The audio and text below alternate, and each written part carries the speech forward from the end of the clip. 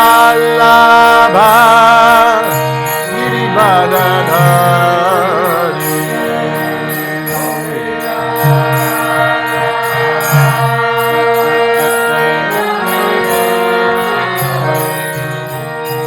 Gopijana Vallabha Girivardhari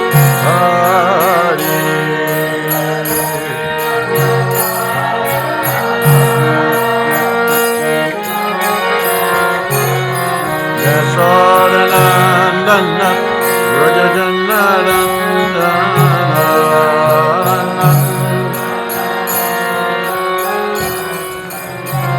Yamuna Tira Vanachari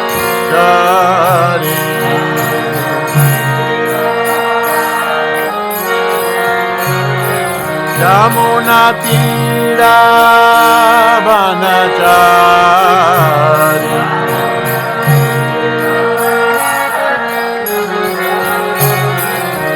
Jaya Radha Madhava Kunja Vihari Jaya Radha Madhava Kunja Vihari Gopijana Vallabha Girivardhari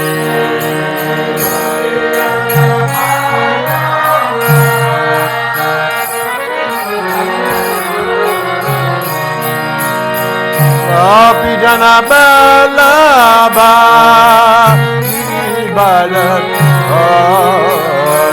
Jaya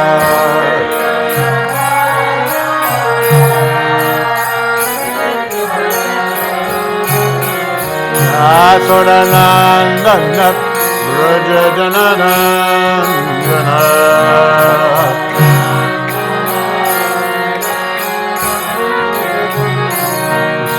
Yasodanandana Rajajanarandana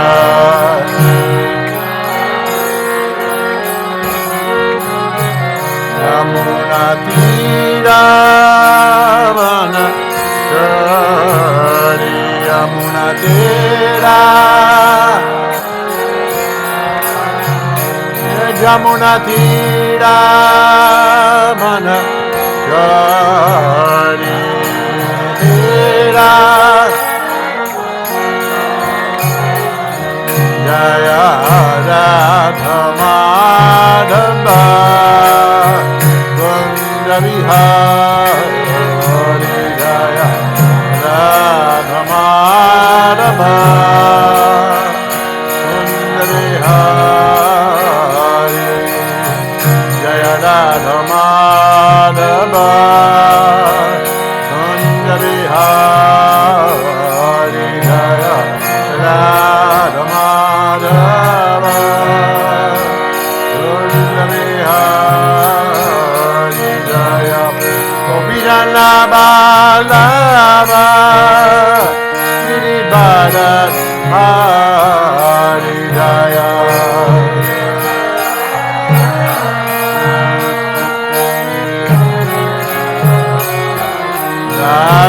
Yasodanandana Rajajanarandana Nandana Rajajanarandana Yamuna Tira Vanachari Tira Vanachari Hare Krishna Hare Krishna Krishna Krishna Hare Hare Hare Rama Hare Rama Rama Rama Hare Hare Hare Krishna Hare Krishna Krishna Krishna Hare Hare Hare Rama Hare Rama Rama Rama Hare Hare Krishna, Hare Krishna, Krishna Krishna, Hare Hare, Hare Rama, Hare Rama, Rama Rama, Hare Hare.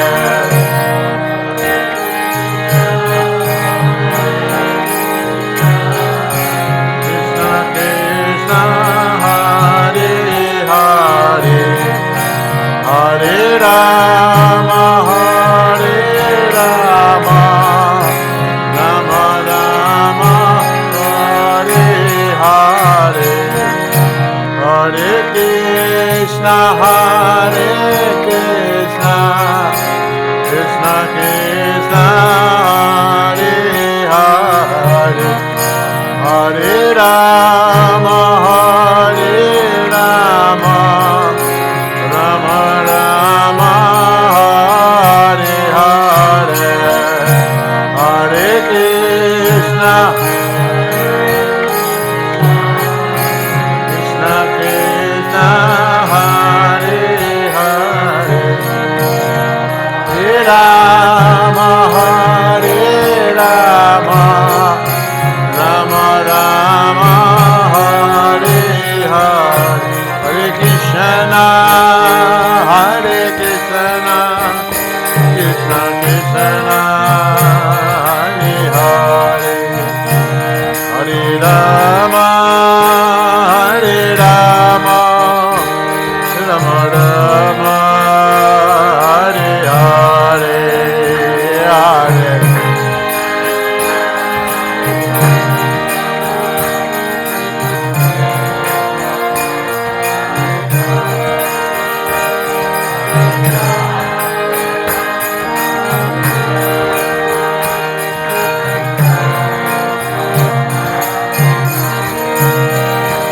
Hare Krishna, Hare Krishna, Krishna Krishna, Hare Hare, Hare Rama, Hare Rama, Rama Rama, Hare Hare.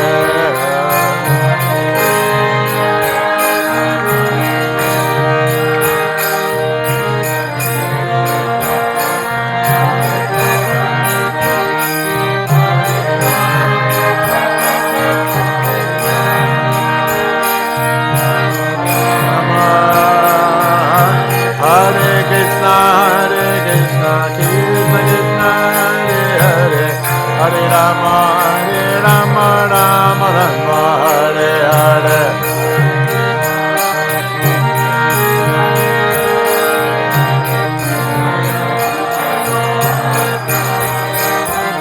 Hare Krishna, Hare Krishna, Krishna Krishna, Hare Hare, Hare Rama, Hare Rama, Rama Rama, Hare Hare, Hare Krishna.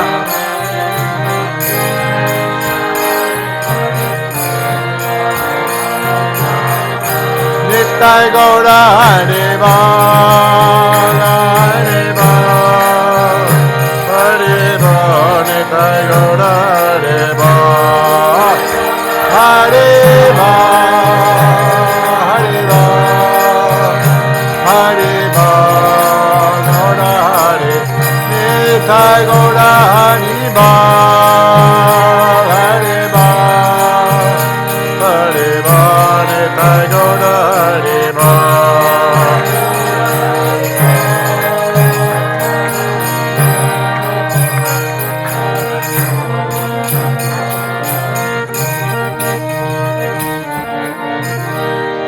Jai Vishnu Pad Panamantra Shri Bhakti Vedanta Vaishnava Srila Prabhupada Ki Jai, Shri Sri Radha Govardhana Ki Jai, Nitya Gopnamanande Hare Hare Bol. Om Namo Bhagavate Vasudevaya.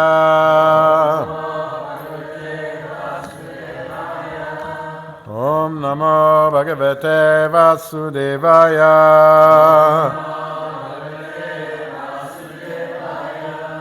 Om Namo Bhagavate Vasudevaya.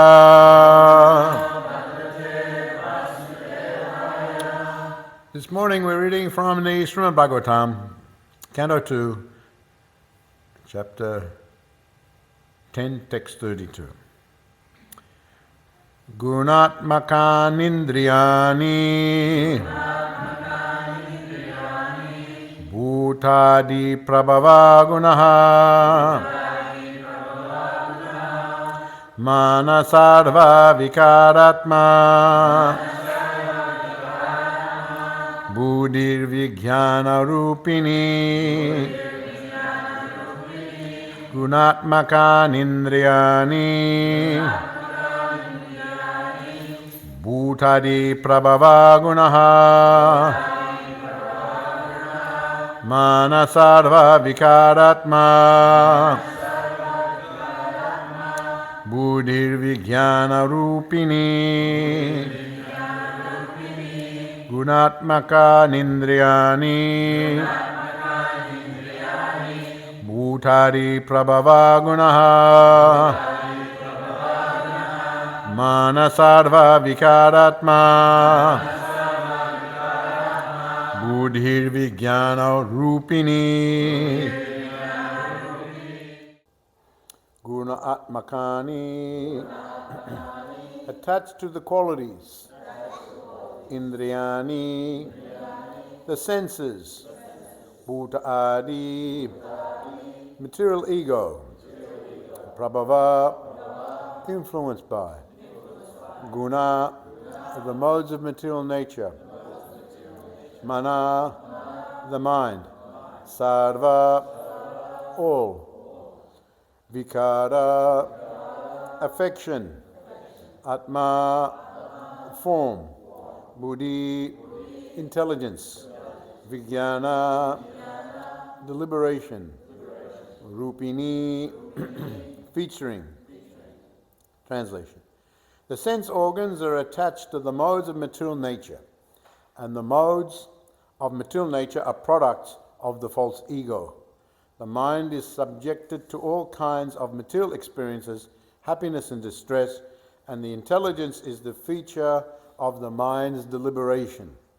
Purport. Illusioned by the material nature, the living entity identifies with false ego. More clearly, when the living entity is entrapped by the material body, he at once identifies with the bodily relationships, forgetting his own identity as spirit soul. This false ego associates with different modes of material nature, and thus the senses become attached to the modes of material nature. Mind is the instrument for feeling different material experiences, but intelligence is deliberative and can change everything for the better.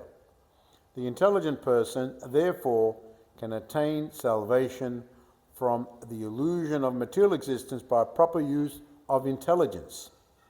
An intelligent person can detect the awkward position of material existence and thus begin to inquire as to what he is, why he is subjected to different kinds of miseries, and how to get rid of all miseries. And thus by good association, an advanced intelligent person can turn towards the better life of self-realization.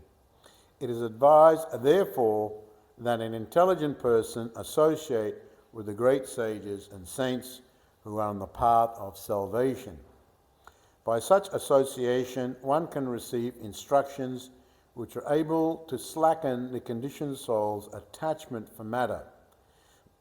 And thus the intelligent man gradually gets rid of the illusion of matter and false ego and is promoted to the real life of eternity, knowledge and bliss. Gunatmakandindriyani Bhutadi Prabhava Gunaha Manasarva Vikaratma Buddhi Vijnana Rupini. The sense organs are attached to the modes of material nature, and the modes of material nature are products of the false ego. The mind is subjected to all kinds of material experiences, happiness and distress, and the intelligence is the feature of the mind's deliberation. So very nicely broken down the whole hierarchy, you could say, of the material body. Actually, it's Prabhupada describes it like that in the Bhagavad Gita in one purport. Indriyan paranyahu indriyebhya paramana manasastu para bude, yo bude pratastusa. Similar type, the indriyas. The indriyas. I remember many years ago in Melbourne I organised a play that where we were trying to show how the senses are under the control of the different objects of the senses, and I had devotees dressed up. One came out with it was a big ear. Came out, his whole body was an ear. Like he just made this cardboard thing, it was like a big ear. So he just walked out, saw these little legs, just this big ear. Then a big nose. There was a nose came out. Just these little legs and a big nose. And so on and so forth. So, all the senses and how the objects of the senses are there, and how above the senses is the mind. And so Prabhupada describes as a hierarchy where, the senses are higher than matter, dull matter, but higher than the senses is the mind, and higher than the mind is the intelligence, and higher than the intelligence even is the soul. So this is like the hierarchy of the body. And of course the soul is not of the material body, but is considered the topmost. And of course the soul and then Paramatma, Atma and Paramatma, Super Krishna. So you have this hierarchy, and so it is natural, actually, spiritually speaking, that the soul directly engage with the Supreme Soul, Krishna. And if one can get to this level, then all the subordinate levels will line up very nicely.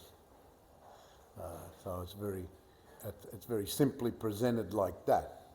Of course, easier said than done, especially for those conditioned souls who are, as mentioned here, bewildered by false ego. Now we have ego and we have false ego. Ego means a sense of identity. So we have had originally a desire to be separate from Krishna and live our life and enjoy our life separately from Krishna. So this whole arrangement is made, a separate world where the living entities can at least think themselves separate from Krishna, although one can never be separate from Krishna because Krishna is everything, whether it's this world, the spiritual world. But at least the sense of being separate is created by the Supreme Personality of Godhead, and so we come here. So this is, in a nutshell, the whole philosophy of Krishna consciousness, the whole philosophy of why we're here, where that's that separate desire. And so this whole material arrangement is made, and the living entity comes, and it's full of all sorts of ingredients, as mentioned in the previous verse. There's earth, there's water, there's fire, there's air, and so on, ether, and so on. These things are there in this world, and so you have on the universe level all those elements, and you have on the body level also. So on the macro level you have all the elements, and on the body you have all the elements. Our bodies are made from earth and water and heat, fire, and so these are the main ingredients. Of course, the life air within the body, that of course is air, sky, and so actually, interestingly enough, in the previous purport at the end, Prabhupada makes a correlation between the elements of the universe, the elements of the body, and what's needed for, as far as the material body is concerned, the gross material body, what's needed to maintain a nice balanced and healthy state of living. And he goes on to say that the life air within the body is made of air and sky, and then there's water, and as I said, earth, and therefore, good open air, fresh air is required for healthy life. It's just it's common sense, isn't it? Just common sense. Yeah, your body's made from all these things, And therefore your body needs these things to come into it to keep it healthy. So you need a lot of fresh air. And fresh air is not such an easy commodity these days. I mean, we're all right a little bit out here in the country, but and now I read some time ago, I don't know if it's true or not, or I don't know if I read it or someone told me that in Tokyo they were bottling fresh air. Can anyone corroborate that? They were bottling fresh air and you could buy it, just like you buy water, right? You buy, just like you go to the supermarket, you buy fresh water, you could actually go and buy fresh air. You know, you get a little cylinder of fresh air and you can, because it's so polluted in Tokyo and so much bad air. And most cities of the world are like that. Most cities, very bad air. The people's life expectancies go down. And I've flown to many cities of the world. That's like, for example, you fly to Jakarta, you see it coming in the plane, there's all this big brown soup down there. And it's all the smog. Los Angeles, same. Mexico City, worse. In the most polluted cities of the world, what's number one? Who can say? There's been a survey done. They get their instruments out and they measure it all. Delhi. And they don't call it smelly Delhi for nothing. We knew when we were first going to India, we would call it smelly Delhi and Delhi belly. Delhi belly, because you drink the water and that's it. That's probably the last water you're probably going to drink for a while. And it goes through you pretty quick. So does everything else as well. So, Delhi, actually India, according to this survey I read, has the 5 worst polluted cities in the world in the top 10. The 5 worst are in the top 10. I think Delhi is number 1, and then you've got, I think, maybe Mexico City's number 2, and then the different surveys you read have a different order. Now Bengal, as a state, it's a state, but Bengal is so polluted they put it in there. I was reading down the list, it said Delhi and then Mexico City and then I think it was Bombay and Calcutta and then somewhere in there was Bengal. I said, wait a minute, Bengal, that's a state, that's not a city. And then they had an asterisk there that we put it in because it's so bad. So, and then the life expectancy, people can't breathe. And, it was so bad. I remember when they had the fires, was it last year or every year the farmers burn off and then and then you've got the Himalayas in the back. I mean, it's in a kind of basin, Delhi. You've got the Himalayas in the back.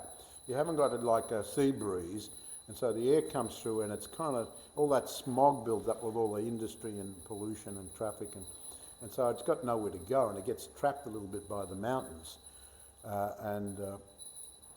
So really, really bad. And then the farmers burn off and then they get that coming in as well. And I think it was last year was so bad they were shutting down the industry. They shut down the schools and they shut down so many things in the city. People were trying to get out. They couldn't breathe. They had to wear these special masks and apparatus and so on and so forth. And so, a bad air. I mean, it's everyone knows. But of course, if you want to work and earn money, these cities are just made in such a way that it facilitates earning a living. And so a lot of people have got no option but to live in these types of places. So to have fresh air, which is very, very important just for healthy life, is as I said, a rare commodity. And it's getting worse and worse and worse. And I know in Jakarta, for example, they're moving that whole city. That's just too much. It's the capital city. They're not moving the whole, but they're taking the capital over to Borneo, which is now called Kalimantan. But they're taking it over there and they're building a new capital over there because it's too big. It's out of control. And, there's all sorts of other things as well. They say it's sinking down and the sea levels are coming in, and plus the pollution, plus so many things. Everything's being moved somewhere else. And so this is a big problem all over the world. But it's very much needed. fresh air. Also mentioned here, regular bath. Our bodies, have this earth and skin, and we need air, and we need bathing, cleanliness, cleaning the body.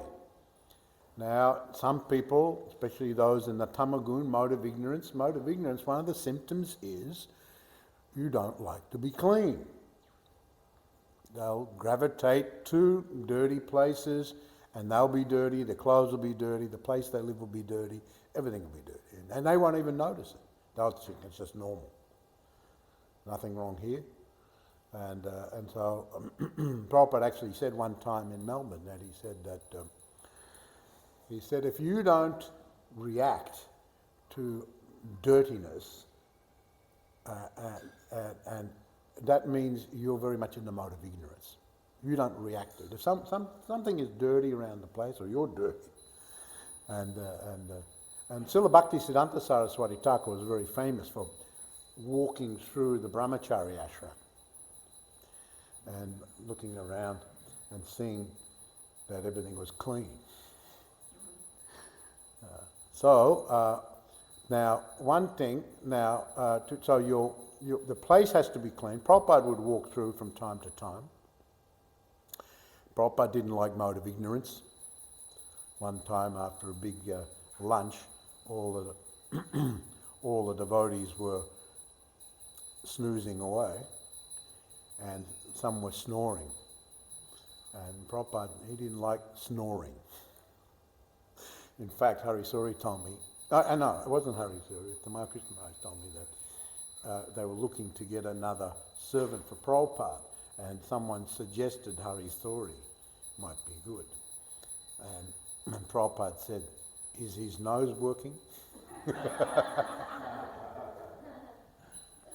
Meaning, does he snore? Prabhupada didn't like snoring. So when Prabhupada went through after a big lunch, this is in Perth, and then it was a big lunch that everyone was conked out for hours on end. So Prabhupada woke them all up and brought them in and said, you're all sleeping for so long during the day. The people out there, they're working hard from morning to night. So, you should be ashamed. And he didn't like devotees nodding off in the plane either. He actually said to he looked back because some devotees were travelling with him, and he looked back, he said, what is all this bobbing of the head like that? Devotees were sitting there. So this is not a very good presentation. So mode of ignorance, Prabhupada didn't like mode of ignorance. He wanted everyone not to be in the mode of ignorance, come to the mode of goodness, and cleanliness is next to. And so, yes, so to be clean, and it's just common sense. Prabhupada one time said that, this Krishna consciousness is 99% common sense, and you just add the 1% Krishna in there. And everything becomes good. So it's just common sense. Be clean, take bath regularly. Now, one devotee told me, a godbrother told me that actually they were living, I won't say where, it might give him away, but they were living in a very cold place, cold country, and they didn't take regular bath. They would have the once a week bath. Once a week bath, and it was in the bathtub. And everyone would get in, climb in one after the other with the same water. I mean, he said that they would just, because it would cool off, so therefore they just made some hot water and then poured it in after the last lot. So they get in after everyone else had gotten in, and as if you could have a bath with that type of arrangement. But anyway, it was once a week.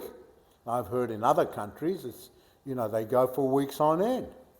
One country is famous, at least back in the Middle Ages, for people not taking bath.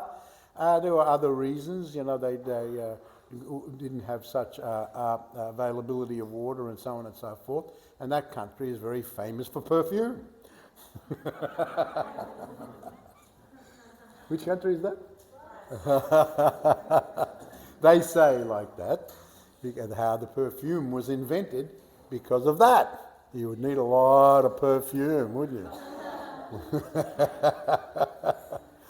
A lot of perfume. So it's just crazy, and the body itself tries to give a signal, it gives an obnoxious odour, but still people don't even notice because they're in the mode of ignorance. If you don't notice those things, if you're dirty, you're smelly, you don't even notice it, others are smelly that you don't even know, that means you're right in it. You're part of it. You're probably the main cause of it. So, bath, regular bath. Now it is said that Grihastas have to take, according to the Shastras, Grihastas have to take bath at least once a day. Brahmacharis have to take twice a day. And sannyasis should take at least 3 times a day. And so regular bath, very healthy. People are very incredulous. And actually, it's mentioned in the 12th canto of the Srimad Bhagavatam that would be, and Prabhupada actually said, to be clean in the future, going way in the future, will be very revolutionary. People will just raise their eyebrows. Oh, take a bath every day. Just use this. Take the deodorant and have a lot of perfume. But so regular bath, very, very much required. Good fresh air, and also mentioned here, ample space. People are not meant to live squashed up like sardines, living on top of each other. Of course, some countries, just the arrangements are made, and you see these days, like this country. This country's a huge country. You get up in a plane, you look out there, there's nothing down there. But the way the developments are going, everyone's getting packed up, and the developers, to maximise their profit, are packing in all these, one devotee told me who lives up in the Gold Coast, so we had nice houses along this street, and on the other side there was a little vacant land, so developers came in, bought it up, and then to put these developments in. And there's like about 100 houses over there, 100 of not houses, but apartments over there now, on the other side of the road. And the road is really narrow, and you can't fit 2 cars going either way. Everyone, if one car comes down, another car comes the other, one has to pull over so the other guy can get past. And so these are being approved. He's saying probably someone's getting kickback somewhere, and otherwise, why are they approving? So everyone is crammed up. You go to Sydney, and you go to Melbourne, you go to any of the cities, even in the even out here in the country, everyone is getting crammed up, and there's no space. Just like we see when I was on the Mayapur management team for many years, the master plan, we saw many of the buildings going up in the different nagas over there. Goranaga and all the different nagas over there. You can reach out your window and touch the next building over there. Right. That's how close they are. It was like looking like a little Calcutta. And so, Calcutta, everything's... But people are not meant to live like that. And Prabhupada actually told us that living in the rural area is good. And he actually, one time he gave a description. He said that you live with nice space, and you have some land, some tree, some land, even not too much tree. Not, what was that story? The Prachetas, was it? They went for meditation under the ocean, and when they came back out, the trees had overtaken everything. We know here very much, with the rain and everything coming. If you go away for a few weeks, all of a sudden there's a tree growing over your house. You're smiling over there. I mean, you can be out 7 days a week trying to keep the trees and the. So Prabhupada said, not that there has to be some nice land with trees and everything nicely arranged. So nice space, ample space, as Prabhupada puts it. Regular bathing, cleaning, bathing. Your clothes have to be clean. It's not that you take a bath and you put on your dirty clothes again. That's not good. Prabhupada was very exemplary on this here, very pukka. he would, he would change his cloth a few times in a day. Change his cloth. He wouldn't wear the same cloth. If he went to the bathroom, he took a bath and came out and changed his cloth. He wouldn't wear that same cloth that he wore previously. So he'd wear 2 or 3 different cloths. That's what the level Prabhupada was. Paka. And then I always remember this story. Hari Suri told me that he was bringing in Prabhupada's lunch prasadam, and he knew that Prabhupada would like fresh salt and fresh pepper and all. He didn't like the salt from yesterday even. He wanted fresh. Had to be fresh. So then he took away the salt, and he was bringing the salt and the pepper, everything in, and it was in a little container. And as he was carrying it, his finger went inside it. So then he thought, what will I do here? Because Prabhupada's very particular about cleanliness and all this type of thing. But then again, Prabhupada doesn't like delay. He likes when his lunch is there, it's hot. He doesn't like delay, so he was weighing it up as he was bringing it in. And then he thought, well, better Prabhupada has it timely than, I have to go back and change the whole thing and come back again. And then Prabhupada was just watching him, and then he put it down. And he was standing there, and Prabhupada said, "You are mlecha." Said, "Your finger and fingernail went in the salt, and you're serving your Guru Maharaj that same salt? Haven't I taught you?" And he went into the whole thing. He told me that. But Prabhupada was very, very paka. And nice peaceful atmosphere. Nice peaceful atmosphere. Not loud noises and it's become like you go to some countries and it's just a noise loca. Noise loca, isn't it? And Prabhupada was so particular with we couldn't make noise up around Prabhupada's quarters. Prabhupada didn't even like doors banging. I remember we put felt on the edge of the doors. So, he used to say, because he was working and translating and writing purports, and he said, this door banging, who is banging the doors? It is like a crack in my heart, he said, like a crack in my heart, this door banging. So then we put little felt strips down. So then if the door shut, and then it just be real quiet. And I remember at the Prabhupada's servants who travelled with Prabhupada, if you went upstairs and you were talking loud, they said, don't talk loud here. Prabhupada doesn't like loud talking outside his door. Don't talk loud. I remember one time we were in a GBC meeting, I think it was at Tirupati, and I walked past Shiva Ramaj's room, and there was a big sign outside. Don't stand here and talk loud. So this big sign. Don't stand here and talk loud. Yeah, you want a little peace and quiet. So these things are just natural. Have some peace and quiet. I remember Patapana ran these yoga. He would run these yoga classes, and people would come, and he'd have these long mats, and people would come and do their meditation, and they would just lie down, and he would charge quite a lot of money. Of course, he would introduce the Hare Krishna mantra at some point. I asked him, how much do you charge? I think it was some good amount. He said, amazing, people just come and lie on the mat. I mean, why don't they just do that at home? Why do they have to come here and do it? And he said, yeah, I've asked them that same thing, and they say, well, we can't find any peace and quiet at home. You've got kids running around, you have to go hide from the kids somewhere. Even if you hide, they're going to find you. Right, is it? You're laughing, right? The kids, if you're going to hide, the parents try to hide to find a bit of peace and quiet, the kids are going to find where you are, right? You just can't get away. So that's what they told us. Therefore, we come here, at least we've got a bit of peace and quiet. We're willing to pay for that.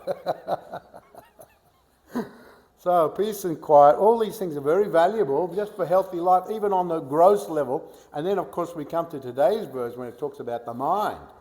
Now mental health is another big issue these days, isn't it? Mental health. Physical health, gross body health, huge issues, there's so many hospitals all over the place, people have got issues. And it's an unhealthy life, everyone's going to get sick. and they have to build more and more hospitals, and it costs the billions of dollars. In the old days, in the Vedic times, they didn't have big, huge hospitals. People didn't get sick so much. And they had these vipras, these brahmanas who would go around. They were also educated in Ayurveda, and so they would just visit they would ask if there any problems in the family, any sickness, and they would just treat them. So there was no huge hospital or anything like that. Everything was done just individually like that. But now we're finding huge hospitals, people are getting sick and all sorts of things. So that's gross physical health, and then you've got your mental health, which is another thing. Here it's mentioned that the mind, of course, is affected by the elements of the world, by the body, the objects of the senses, in the indriyanis, the jitendriyas, and all these things. So it's affected. So the senses interact with the objects of the senses. The eyes see something. Oh, that's very nice. Oh, that's very unpleasant. That affects the mind. That affects the mind. It starts all with this false ego, going back to this point of ahankara, a false ego. A false ego means you're identifying yourself in an unnatural way. You are the soul, you are Atma, but you think you're part of this world. And here Prabhupada goes so far as to say that the soul is actually entrapped in the body. Entrapped. It is in this body, and it's very much bound up in the body. It's bound up on the gross level, it's bound up on the subtle level, like a cocoon in there. And it's been in there so long, it's thinking it is that thing. Who was saying the other day, I think it was Devamrita Maharaj, he put, now you get another body, you're in one body, then you get another body, and then now I'm a dog. Woof, woof. Now I'm a cat. Meow.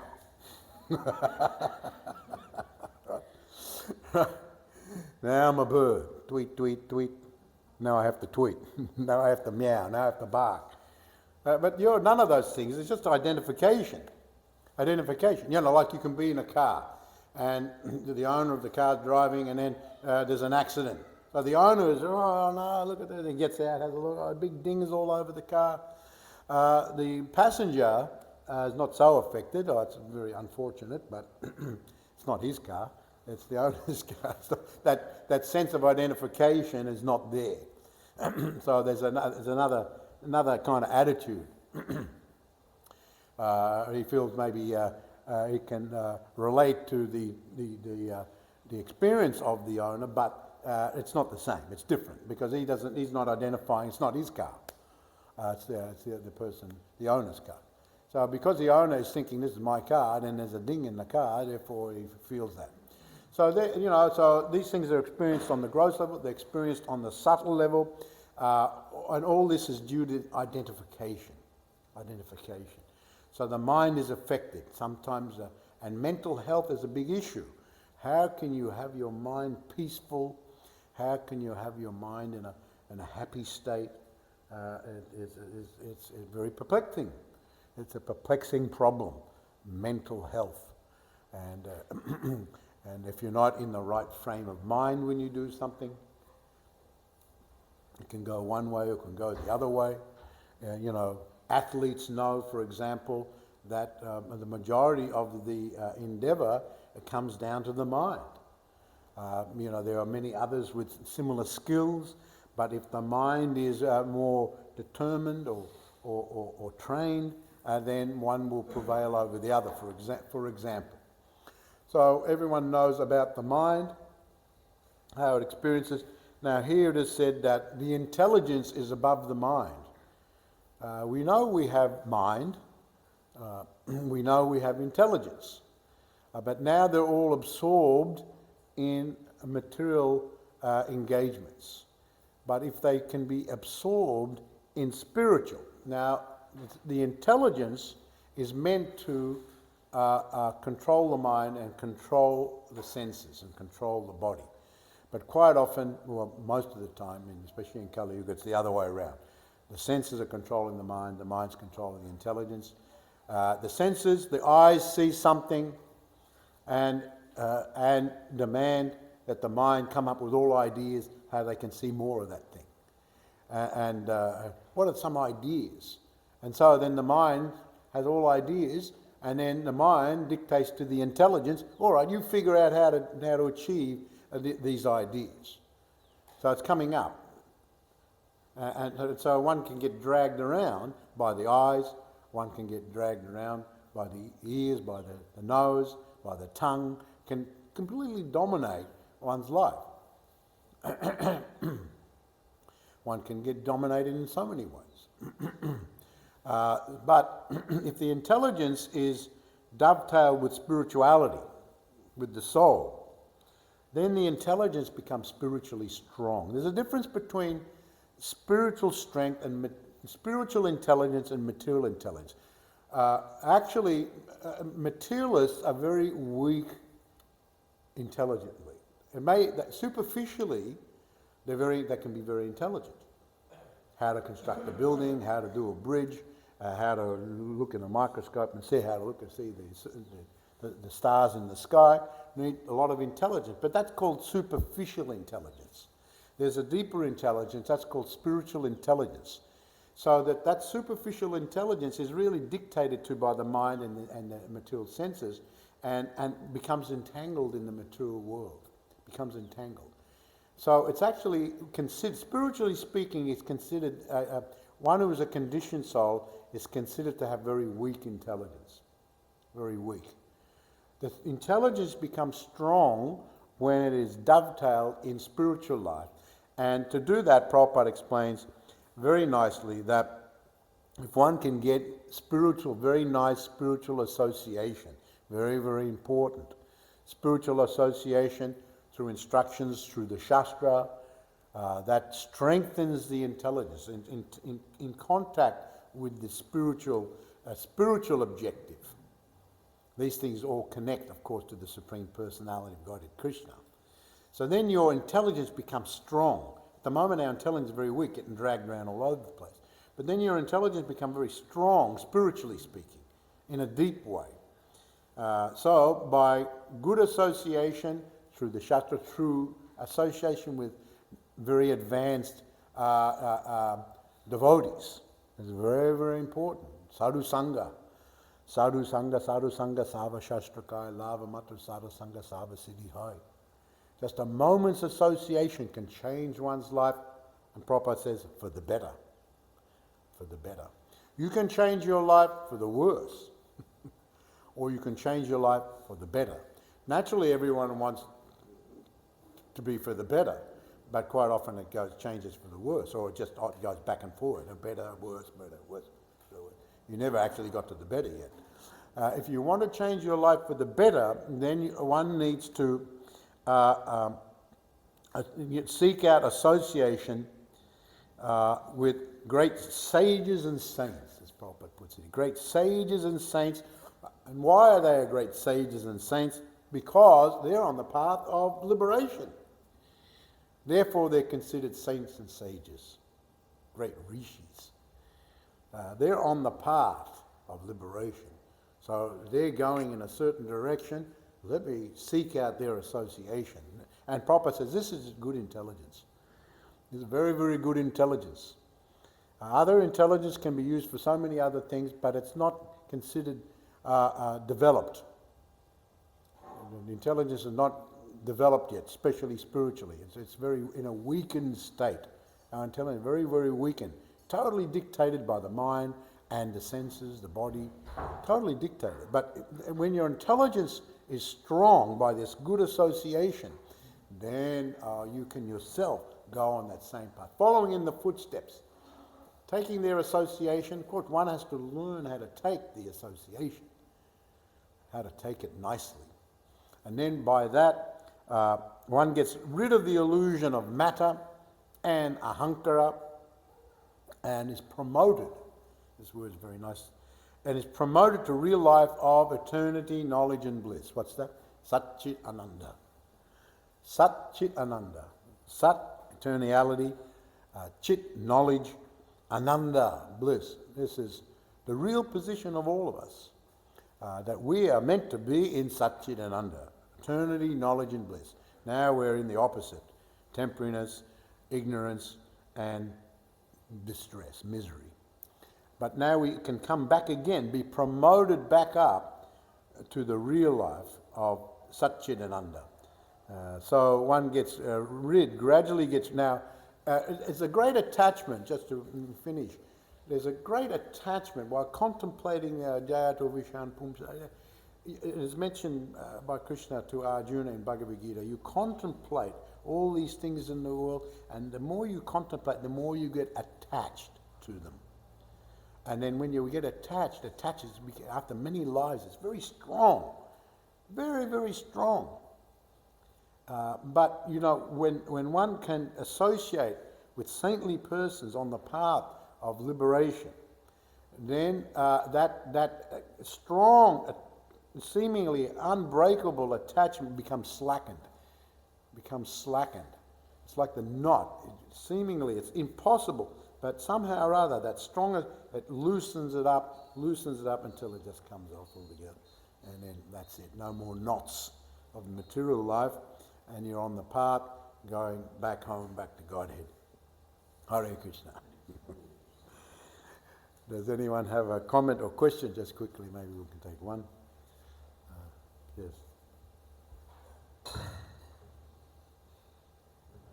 Just referring, thank you very much for the class, Maharaj, lovely class, and those lovely memories of Prabhupada. I've got one or two I'd like to share if we have time.